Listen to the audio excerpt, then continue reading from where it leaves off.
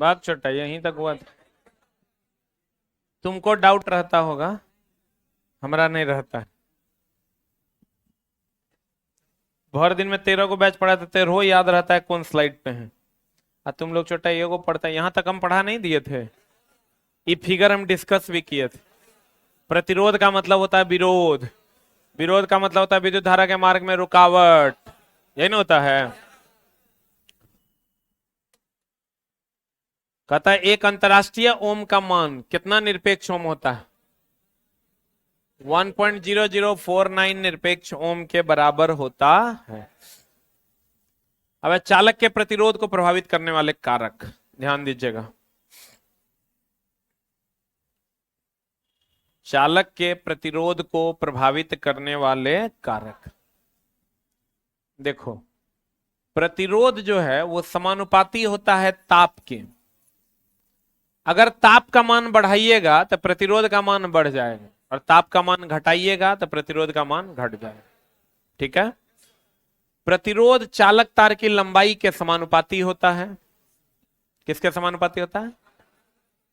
प्रतिरोध चालक तार की लंबाई के समानुपाती होता है। प्रतिरोध, अगर ये तार है तो ये लंबाई हो गया, और ये जो क्षेत्रफल है इसको हम क्रॉस सेक्शनल एरिया कहते हैं। जिस एरिया से करंट क्रॉस करता है उसे हम क्रॉस सेक्शनल एरिया कहते हैं, अनुप्रस्थ काट का क्षेत्रफल कहते हैं। ठीक है, ये वाला एरिया। ठीक है, तो ये व्युत्क्रमानुपाती होता है 1/a के। ये व्युत्क्रमानुपाती किसके होता है? 1/a के। अब बताइए, अलग अलग तार का प्रतिरोध अलग अलग होगा कि सेम होगा? अगर ये लंबाई ज्यादा होगा तो ज्यादा करंट को जाना पड़ेगा, तो विरोध ज्यादा होगा। अगर लेकिन ये क्षेत्रफल ज्यादा हुआ तो करंट तो हुर हुर न पास करेगा। अगर इसका क्षेत्रफल ज्यादा हुआ तो करंट तेजी से पास करेगा कि धीरे धीरे? तो तेजी से पास करेगा तो विरोध कम होगा। तेजी से पास करेगा तो विरोध क्या होगा? कम होगा। ठीक है, बोलन रे। यानी क्षेत्रफल ज्यादा होगा, यानी तार इतना मोटा है, इतना मोटा हो जाएगा तो तेजी से ना करंट जाएगा। तो क्षेत्रफल ज्यादा होगा तो प्रतिरोध कम। अलग अलग तार का प्रतिरोध अलग अलग की सेम। जैसे टंगस्टन के तार का प्रतिरोध उच्च होता है, जैसे कॉपर के तार का प्रतिरोध कम होता है, चांदी का उससे भी कम होता है। तो अलग अलग तार का प्रतिरोध क्या होता है? अलग। अब चला, अगर इसको समीकरण 1 मानते हैं, इसको चला समीकरण 2 मानते हैं, तो फ्रॉम 1 and 2,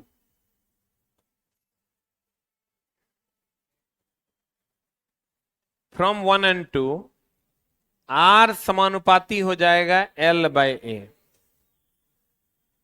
होगा? यहां से अगर हम चलते हैं तो समानुपाती का चिन्ह हटाएंगे तो एक कांस्टेंट आता है जिसको हम लोग कहते हैं ρL/A कहते हैं। जहां R जो है वो चला प्रतिरोध है। R क्या है? प्रतिरोध, रेजिस्टेंस। और रो जो है ये विशिष्ट प्रतिरोध है। रो क्या है चला? विशिष्ट प्रतिरोध, या इसी को हम लोग प्रतिरोधकता भी कहते हैं।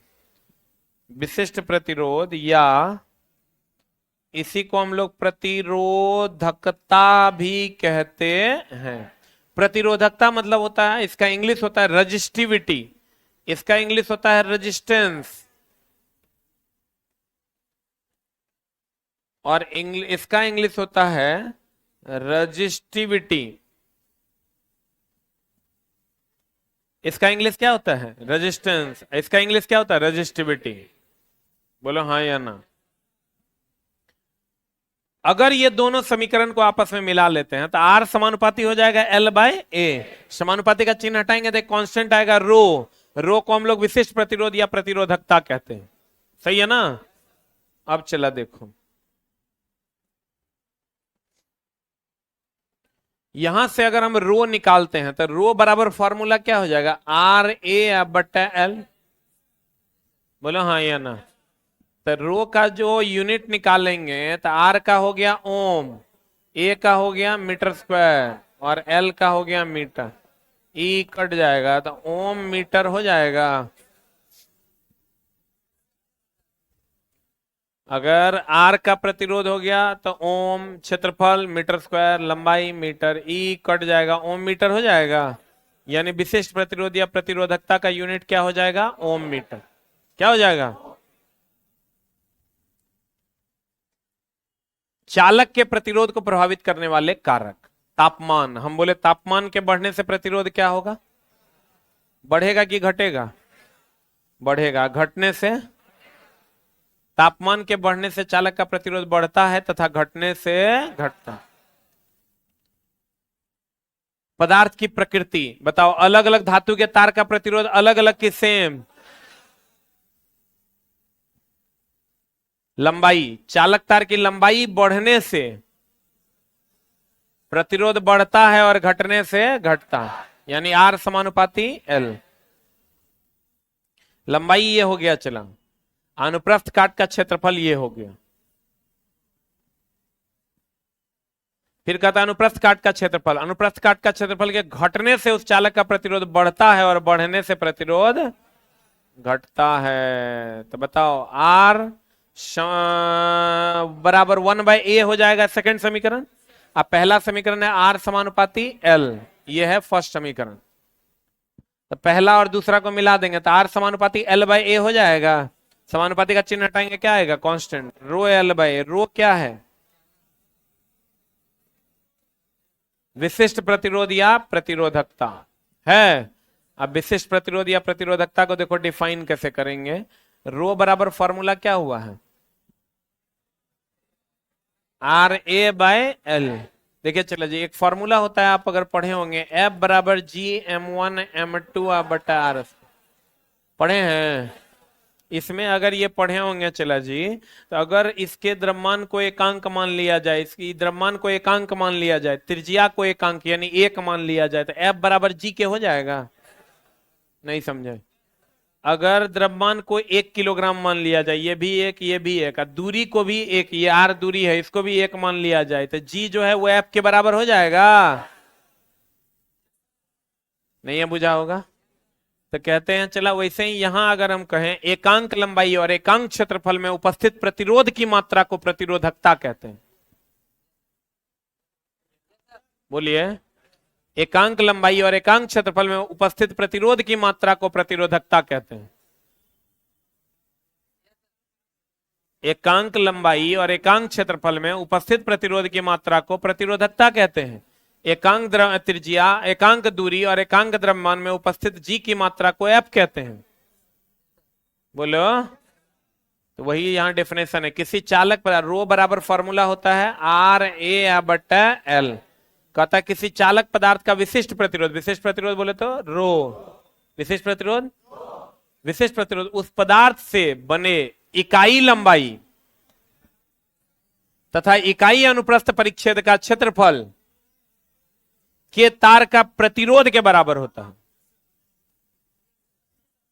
किसी चालक के पदार्थ का विशिष्ट प्रतिरोध, किसी चालक के पदार्थ का विशिष्ट प्रतिरोध उस पदार्थ से बने इकाई लंबाई और इकाई अनुप्रस्थ परिच्छेद के क्षेत्रफल के प्रतिरोध के बराबर होगा।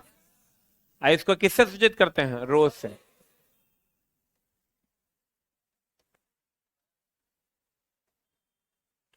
बता, आर बराबर होता है फॉर्मूला रो L/A ना, तो रो बराबर क्या हो जाएगा? RA/L होगा। और रो का सही मात्रक आर का हो गया ओम, क्षेत्रफल का हो गया मीटर स्क्वायर, लंबाई का हो गया मीटर, तो ओम मीटर हो जाएगा। यानी विशिष्ट प्रतिरोध या प्रतिरोधकता का सही मात्रक क्या होगा? ओम मीटर। अब चला चालकता। क्या है? चालकता, कंडक्टेंस।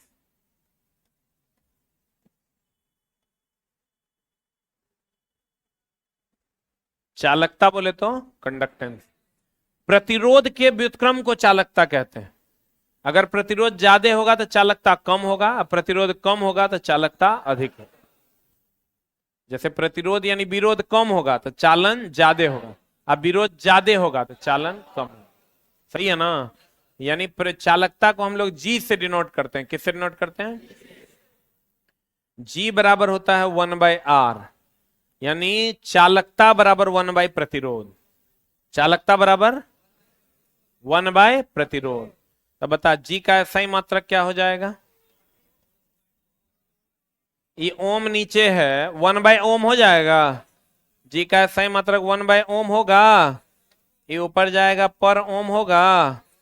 ये उल्टा ओम हो जाएगा। इसको हम ऐसे भी लिख सकते हैं, इसी को हम महो भी लिखते हैं, इसी को हम लोग साइमेन भी लिखते हैं।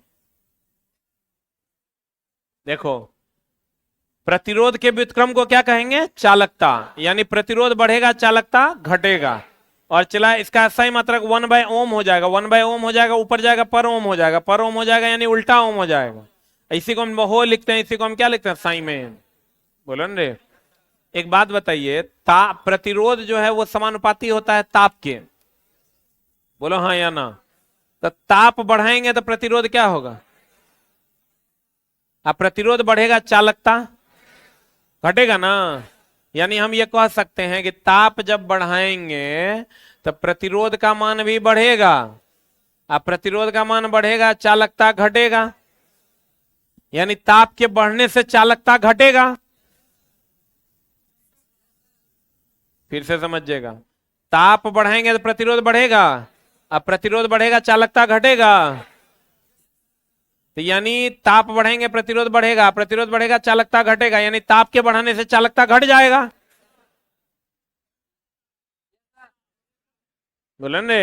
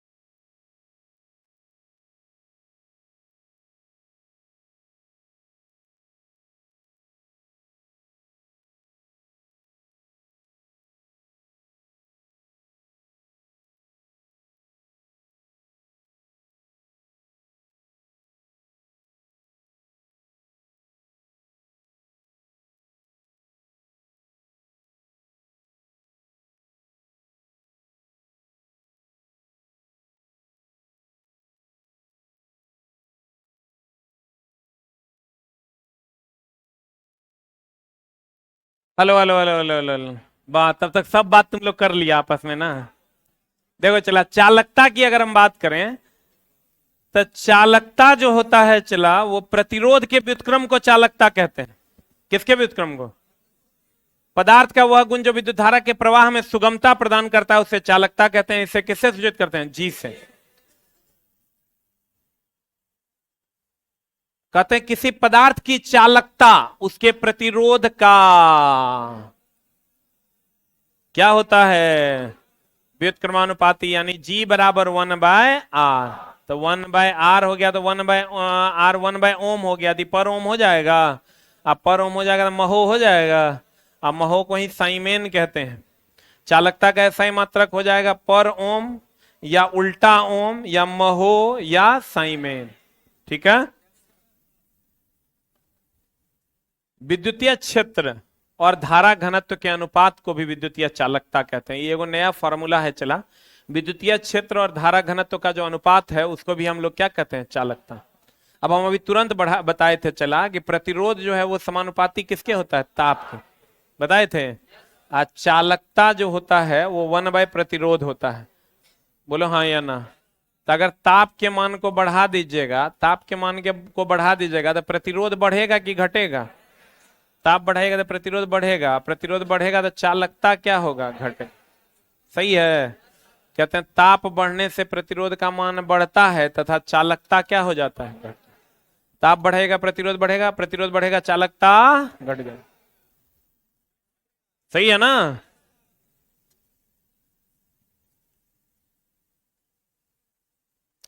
अब है विशिष्ट चालकता। कौन चालकता चला? देखो, एक तो होता है प्रतिरोध। अब प्रतिरोध का उल्टा होता है चालकता। बोलो न रे। एक होता है विशिष्ट प्रतिरोध। अब विशिष्ट प्रतिरोध का उल्टा होता है विशिष्ट चालकता।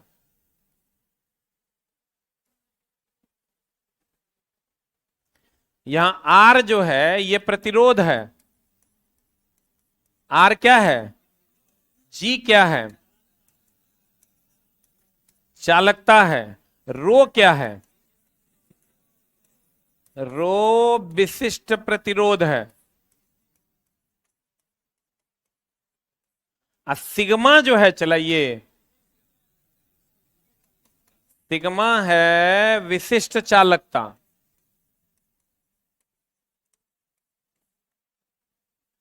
ध्यान देना। आर क्या है? जी क्या है? रो क्या है? सिग्मा क्या है? सही है ना। अब चला देखो, इसका प्रतिरोध, प्रतिरोध का सही मात्रा को ओम है, इसीलिए इसका हो जाता था 1/ओम। इसी को हम लोग पर ओम कहते हैं। यहां से अगर आइएगा तो 1/ओम मीटर। रो का ओम मीटर ना होता है, ऊपर जाएगा तो क्या हो जाएगा? पर ओम पर मीटर। अब पर ओम को ही तो हम उल्टा ओम पर मीटर लिख सकते हैं। इसी को हम लोग महो, इसको हम लोग महो पर मीटर लिख सकते हैं। इसी को हम लोग साइमेन पर मीटर लिख सकते हैं। बोलिए, फिर से देख लो। प्रतिरोध का उल्टा चालकता। अब विशिष्ट प्रतिरोध का उल्टा विशिष्ट चालकता।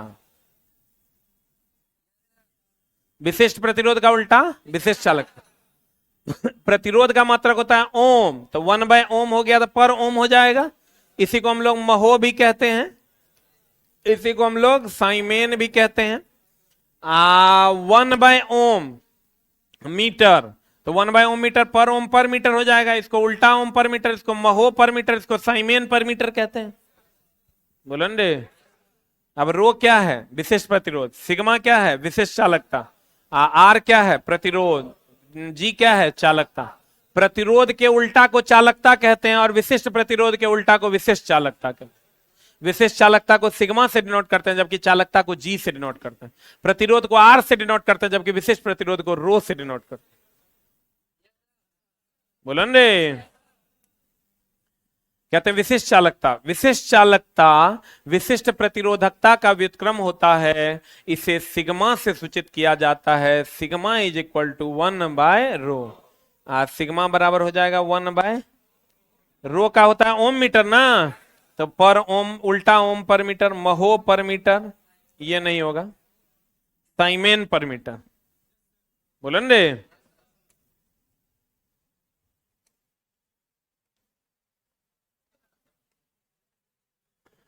अब कहता है अगर किसी चालक तार, गौर फरमाइएगा,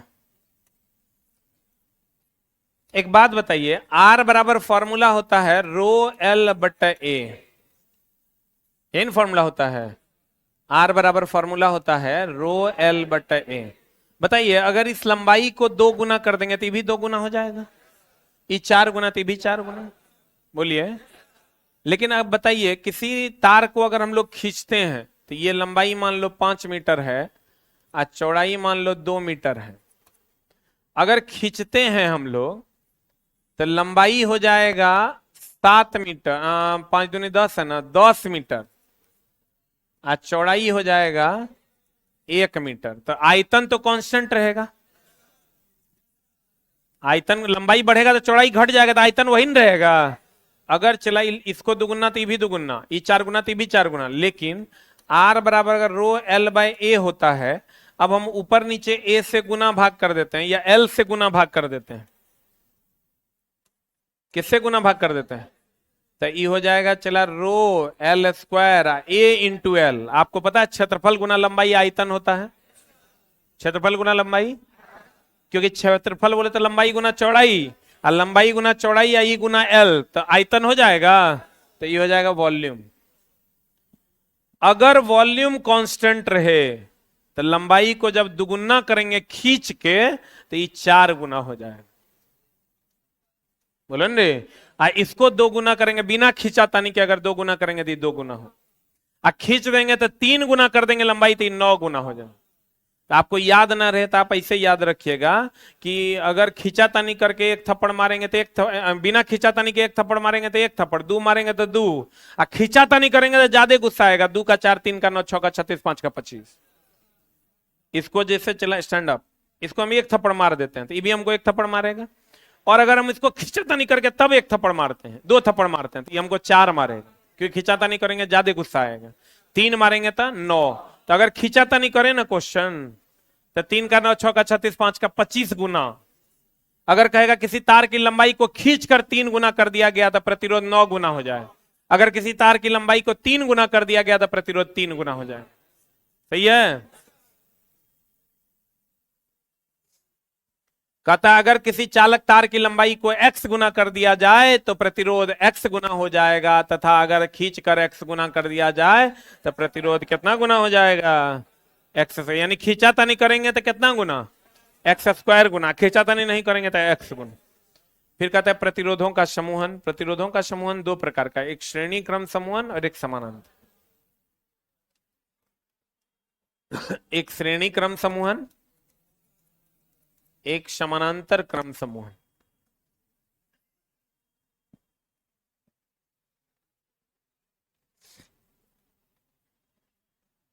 एक श्रेणी क्रम और दूसरा समानांतर। श्रेणी क्रम समूहन कुछ ऐसा होता है, ऐसा। और समानांतर क्रम समूहन में एगो तार की 2 तार, मतलब 1 से अधिक तार।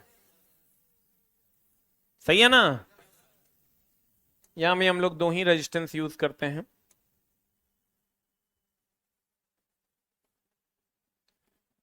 अब इसका डिफिनेशन देखो क्या है। ये इस रेजिस्टेंस का ये पहला सिरा, ये दूसरा सिरा, ये पहला सिरा, ये दूसरा सिरा। इस रेजिस्टेंस का ये पहला सिरा, ये दूसरा सिरा, ये पहला सिरा, ये दूसरा सिरा। अब श्रेणी क्रम समूहन को डिफाइन कैसे करते हैं, कहते हैं इस क्रम समूहन में एक रेजिस्टेंस का दूसरा सिरा दूसरे रेजिस्टेंस के पहले सिरे से, और दूसरे रेजिस्टेंस का दूसरा सिरा तीसरे रेजिस्टेंस के पहले सिरे से जुड़ा होता है। और इस क्रम में क्या होता है, सभी का पहला सिरा एक साथ और दूसरा सिरा एक साथ जुड़ा होता है। श्रेणी क्रम समूहन में एक रेजिस्टेंस का दूसरा सिरा दूसरे रेजिस्टेंस के पहले सिरे से और दूसरे रेजिस्टेंस का दूसरा सिरा तीसरे रेजिस्टेंस के पहले सिरे से जुड़ा हो, और यही क्रम आगे बढ़ेगा। समानांतर क्रम समूहन में सभी रेजिस्टेंस का पहला सिरा एक साथ और दूसरा सिरा एक साथ। बोलो रे। अब चला अगर हम बात करें तो आपको पता है समानांतर में वोल्टेज समान होता है और धारा अलग अलग।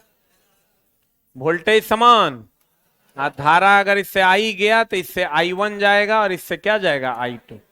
इसमें क्या होगा, यहां से यहां तक का वोल्टेज V1 होगा तो यहां से यहां तक का वोल्टेज V2 हो। ये मान लेते हैं R1 है और ये क्या लेते हैं R2। ये मान लेते हैं R1 है और R2 है और ये क्या है R1। तो इसमें धारा का मान हर जगह समान होगा। धारा का मान जो होगा चला वो हर जगह क्या होगा, समान। तो समानांतर में वोल्टेज का मान समान, विपरीत नहीं, धारा अलग अलग। विपरीत और अलग में डिफरेंस नहीं है रे। और इसमें चला वोल्टेज का मान अलग अलग और धारा का मान समान। बोलो हाँ या ना। पैरेलल में वोल्टेज और धारा, और सीरीज में वोल्टेज अलग अलग, धारा समान। सही है ना। इसका रेजिस्टेंस अगर आप निकालिएगा तो R total is equal to हो जाएगा R1 प्लस R2। इसमें अगर रेजिस्टेंस निकालिएगा R total is equal to, तो ये R1 by R total is equal to हो जाता है 1 by R1 plus 1 by R2। बोलो हाँ या ना। यहां से अगर आप निकालिएगा चला जी तो यहां से 1 बाय R टोटल हो जाएगा, R1 R2 एलसीएम ले लेंगे, ये हो जाएगा R1 प्लस R2। यहां से R टोटल बराबर हो जाएगा R1 R2 बटा R1 प्लस R2 होगा। यहां R टोटल अगर निकालेंगे, मान लो ये 2 ओम है और ये 3 ओम है, तो 2 प्लस 3 बराबर 5 ओम। यहां अगर एगो को 2 ओम एगो को 3 ओम मानते हैं तो 2 गुना 3 बटा 2 प्लस 3 इज इक्वल टू 1.2 ओम होगा। अब देखो यहां अधिकतम प्रतिरोध 3 है, न्यूनतम कितना है 2। यहां भी अधिकतम प्रतिरोध 3 ओम है, न्यूनतम कितना है 2। तो हम ये कह सकते हैं कि इसमें समतुल्य प्रतिरोध जो होता है वो महत्तम से महत्तम होता है। महत्तम 3 है, उससे भी ज्यादा है 5। और यहां जो समतुल्य प्रतिरोध होता है वो न्यूनतम से न्यूनतम होता है। बोलवे नहीं करेगा। समतुल्य प्रतिरोध जो यहां होता है चला वो न्यूनतम से न्यूनतम होता है। बोलवे नहीं करेगा। अब कहते हैं, गौर फरमाइएगा, प्रतिरोधों को 2 तरीके से समूहन किया जाता है, एगो श्रेणी है एगो समानांतर। अब श्रेणी क्रम समूहन क्या है, इसमें पहले प्रतिरोध का दूसरा सिरा देख लो, ये पहला प्रतिरोध का पहला सिरा दूसरा सिरा, ये पहला सिरा ये दूसरा सिरा। कहता है इसमें पहले प्रतिरोध का दूसरा सिरा दूसरे प्रतिरोध के पहले सिरे से तथा दूसरे प्रतिरोध का दूसरा सिरा तीसरे प्रतिरोध के पहले सिरे से जुड़ा होता है और यही क्रम आगे तक जाता है। इसमें धारा समान और वोल्टेज आर समतुल्य बराबर क्या होगा, R1 प्लस R2 होगा। आज श्रेणी क्रम समूहन के उदाहरण ये जितना चला एमसीबी श्रेणी में होता है, स्विच श्रेणी में होता है, फ्यूज श्रेणी में होता है। स्विच एमसीबी फ्यूज सब श्रेणी में जुड़ा होता है। श्रेणी में समतुल्य प्रतिरोध क्या होगा, अगर मान लो कि समतुल्य प्रतिरोध अगर श्रेणी में हम बात करें तो ये 2 ओम मान लेते हैं, ये 3 ओम मान लेते हैं, तो R total is equal to 2 plus 3 is equal to 5 ohm ना हो जाएगा। तो श्रेणी में समतुल्य प्रतिरोध महत्तम से 3 महत्तम है, इससे भी महत्तम है। सही है ना। समानांतर क्रम समूहन, इस समूहन में सभी प्रतिरोध का पहला सिरा एक साथ देख लो, ये सभी इस प्रतिरोध का ये पहला सिरा ये दूसरा सिरा, ये पहला सिरा ये दूसरा सिरा, ये पहला सिरा और ये दूसरा सिरा। कहते हैं इस समूहन में सभी प्रतिरोध का पहला सिरा एक साथ और दूसरा सिरा एक साथ जुड़ा होता है। इसमें वोल्टेज समान और धारा अलग अलग। इसमें देखो क्या होता है, इसमें चला अगर हम करें तो 1 बाय ये R1 है ये R2 है, तो 1 by R total is equal to 1 by R1 plus 1 by R2 होगा। एलसीएम ले लेंगे R1 R2 बटा R1 प्लस R2 हो जाएगा। क्योंकि यहाँ एलसीएम लीजिएगा तो ये हो जाएगा R1 R2 ऊपर में हो जाएगा R1 प्लस R2। ये तो 1 बाय R का वैल्यू हो गया, R का वैल्यू होगा तो पलटी मार देंगे, पलटी मार देंगे तो R1 R2 ऊपर चल जाएगा।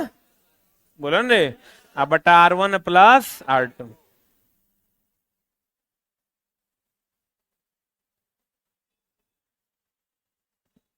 इसमें वोल्टेज समान तथा धारा अलग अलग। समानांतर क्रम का उदाहरण सबसे बढ़िया घर के वायरिंग में घर के वायरिंग में कौन क्रम? समानांतर क्रम का उपयोग किया जाता है। इसमें समतुल्य प्रतिरोध, अगर मान लो ये समानांतर में जुड़ा हुआ है, चला जी ऐसा, ये 2 ओम है और ये 3 ओम है, तो समतुल्य जो निकालिएगा 1/r total is equal to, formula होता है R1 R2 बटा R1 प्लस R2, तो ये हो जाएगा 2 × 3 बटा 2 प्लस 3 इज इक्वल टू 1.2 ओम। सही है ना? अब चला व्हीटस्टोन ब्रिज। आप कहिएगा ये व्हीटस्टोन ब्रिज क्या? व्हीटस्टोन ब्रिज अज्ञात प्रतिरोध को नापने का एक यंत्र है। आप कहिएगा ये कैसा होता है? गौर फरमाइएगा, ऐसा होता है। व्हीटस्टोन ब्रिज की मदद से अज्ञात प्रतिरोध को नापा जाता है। किसको नापा जाता है? चला जी, मान लीजिए ये कोई अज्ञात प्रतिरोध है, ये कोई अज्ञात प्रतिरोध है, मिल गया हमको कोई तार, उसका प्रतिरोध नापना है। तो कैसे नापिएगा? इसमें वो गैल्वेनोमीटर लगाते हैं। आज जब गैल्वेनोमीटर से प्रवाहित धारा का मान जब 0 हो जाता है तो ये ब्रिज संतुलन में होता है। कहा जाता है ऐसा कि ये ब्रिज संतुलन में है। तब अगर इसका प्रतिरोध P ओम है, इसका प्रतिरोध Q ओम है, इसका R ओम है और इसका S ओम है, तो व्हीटस्टोन ब्रिज के संतुलन की अवस्था में P बटा Q is equal to R बटा S होता है। क्या होता है फॉर्मूला? चला, P बटा Q is equal to R बटा S। ध्यान दीजिएगा, व्हीटस्टोन ब्रिज के संतुलन की अवस्था में P बटा Q is equal to R बटा S होता है। मान लो कि E तुमको पता है ऑलरेडी पहले से 10 ओम, E पता है 20 ओम, E पता है चला 5 ओम, हमको कहेगा इसका मान क्या होगा, तो खट से फॉर्मूला में रख देंगे P बटा कितना, ये चला 10 ओम है, P बटा 10 ओम बराबर R 5 बटा S 20। इसको यहां से सॉल्व कर देंगे, ई कट जाएगा, तो P बराबर नहीं हो जाएगा 2.5 ओम? बोलो, गलती है का? तो P का मान जो अज्ञात प्रतिरोध था वो निकल गया कि नहीं निकल गया? लेकिन अब कहते हैं अज्ञात प्रतिरोध निकालने की एक युक्ति है, जिसमें अगर इसका कंडीशन है कि अगर ब्रिज, ये जो व्हीटस्टोन ब्रिज है, इसको व्हीटस्टोन ब्रिज कहते हैं इस अरेंजमेंट को, ये संतुलन में तब होगा जब ब्रिज प्रतिरोध, ब्रिज से में जो गैल्वेनोमीटर लगा हुआ है उससे प्रवाहित धारा का मान कितना हो जाएगा? 0। उससे प्रवाहित धारा का मान कितना हो जाएगा? 0। तब कंडीशन फॉलो होता है P बटा Q is equal to R बटा S। कहता है ये एक अज्ञात प्रतिरोध ज्ञात करने की एक युक्ति है। कहता है अगर गैल्वेनोमीटर से, किससे चला, इसके बीच में जो गैल्वेनोमीटर लगा हुआ होगा, अगर गैल्वेनोमीटर से प्रवाहित धारा का मान 0 हो तो सेतु संतुलन में होता है। किसमें होता है? इस परिपथ में P बटा Q is equal to R बटा S कह दीजिए। इसी को चला, अगर R को यहां ले आइएगा, Q को यहां ले आइएगा, तो P बटा R बराबर Q बटा S नहीं हो जाएगा? अरे इससे ये आएगा, देखिए तो नहीं आएगा। एक होता है केल्विन ब्रिज, ये बहुत कम प्रतिरोध को नापता है। अगर आपको कहेगा व्हीटस्टोन ब्रिज, कहेंगे अज्ञात प्रतिरोध को नापता है। केल्विन ब्रिज बहुत कम प्रतिरोध को नापता है। एगो पढ़ना है मेगर, वो बहुत अधिक प्रतिरोध को नापता है। 3 चीजें हैं, कहीं पर लिख लीजिए। पूछेगा व्हीटस्टोन ब्रिज, व्हीटस्टोन ब्रिज ये अज्ञात प्रतिरोध नापता,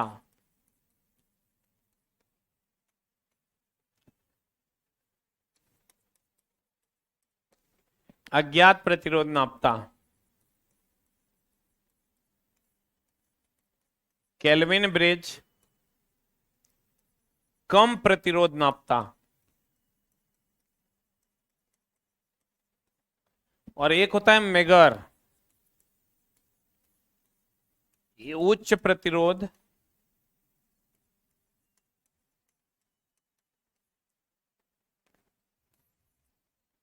उच्च या कुचालक या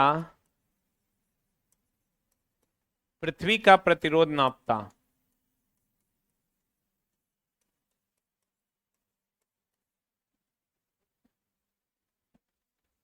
तीनों अलग अलग हैं।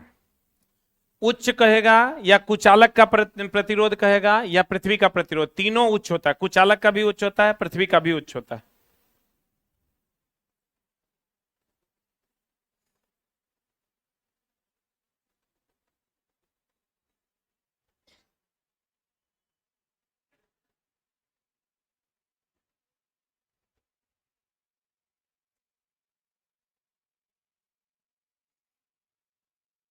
व्हीटस्टोन ब्रिज अज्ञात प्रतिरोध नापता है, केल्विन ब्रिज कम प्रतिरोध नापता है, मेगर उच्च या कुचालक या पृथ्वी का प्रतिरोध नापता है।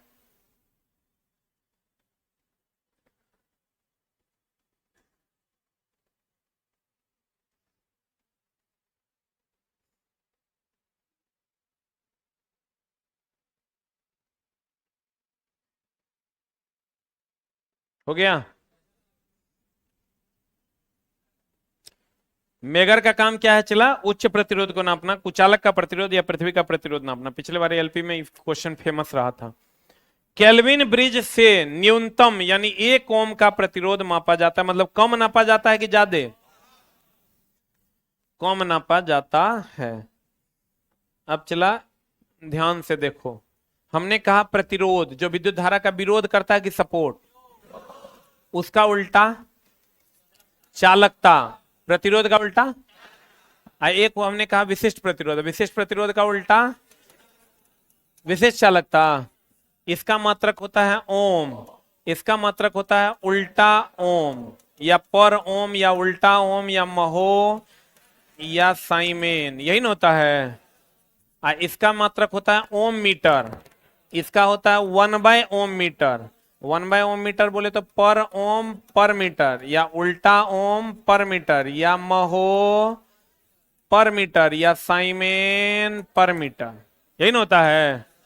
तो चला जी, प्रतिरोध का सही मात्रक ओम, चालकता का सही मात्रक पर ओम, विशिष्ट प्रतिरोध का सही मात्रक ओम मीटर और विशिष्ट चालकता का सही मात्रक पर ओम पर मीटर। पर ओम को ही महो या साइमेन कहते हैं। पर ओम को क्या कहते हैं? अब बताओ, प्रतिरोध जो होता है वो किसके समान, ताप के समानुपाती के व्युत्क्रमानुपाती? चालक तार में प्रतिरोध जो है लंबाई के समानुपाती, प्रतिरोध जो है अनुप्रस्थ काट के क्षेत्रफल का व्युत्क्रमानुपाती। ये दोनों समीकरण अगर एक साथ लेते हैं तो आर समानुपाती L/A होता है। समानुपाती का चिन्ह हटा देते हैं तो रो L/A हो जाता है। रो विशिष्ट प्रतिरोध है या प्रतिरोधकता है और आर प्रतिरोध है। अगर किसी चालक तार की लंबाई को खींच कर 2 गुना कर दिया गया तो प्रतिरोध 4 गुना, और नॉर्मली 2 गुना करेंगे तो 2 गुना, यही ना बात है। समानांतर क्रम में वोल्टेज समान की अलग अलग, अब कितना बार पढ़ाए हैं रे छोटा, श्रेणी क्रम और समानांतर क्रम। श्रेणी क्रम में, समानांतर में वोल्टेज समान, धारा अलग अलग, इसमें वोल्टेज अलग अलग, धारा समान, याद है ना।